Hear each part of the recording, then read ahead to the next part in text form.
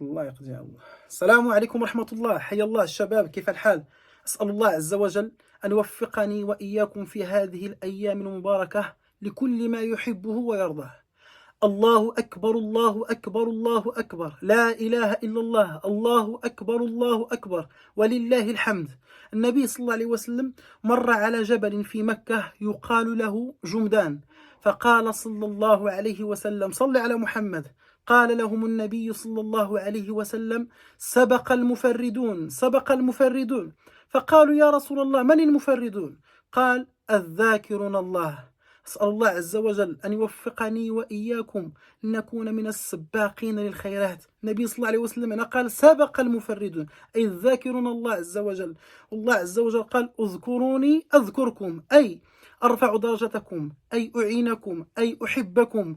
والنبي صلى الله عليه وسلم في حديث آخر قال: صلى على محمد صلى الله عليك يا حبيبي يا رسول الله. قال: ألا أنبئكم بخير أعمالكم وأزكاها عند مليككم وأرفعها لدرجاتكم، وخير لكم من إنفاق الذهب والفضة، وخير لكم من أن تلقوا عدوكم فيضربوا أعناقكم وتضربوا أعناقهم. قالوا: بلى يا رسول الله. قال: ذكر الله. الله أكبر الله أكبر الله أكبر، لا إله إلا الله، الله أكبر الله أكبر ولله الحمد.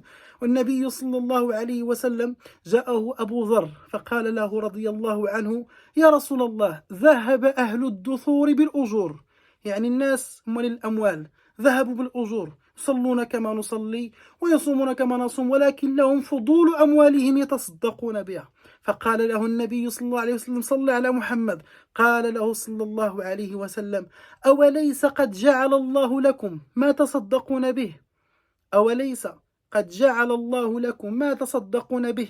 فإن بكل تسبيحة صدقة، كل تهليلة صدقة، كل تكبيرة صدقة، أمر بالمعروف صدقة، ونهي عن المنكر صدقة، إلى آخر الحديث. أسأل الله عز وجل أن يوفقنا لذكره.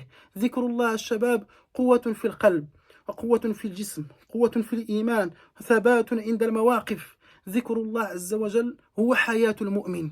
كيف سنعيش بغير ذكر الله؟ الله أكبر الله أكبر الله أكبر، لا إله إلا الله، الله أكبر الله أكبر ولله الحمد.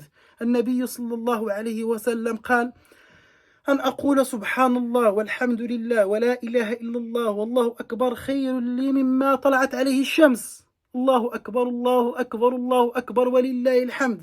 أسأل الله عز وجل أن يوفقني وإياكم وأن يعيننا على ذكره وشكره وحسن عبادته، إنه ولي ذلك والقادر عليه. السلام عليكم ورحمة الله وبركاته.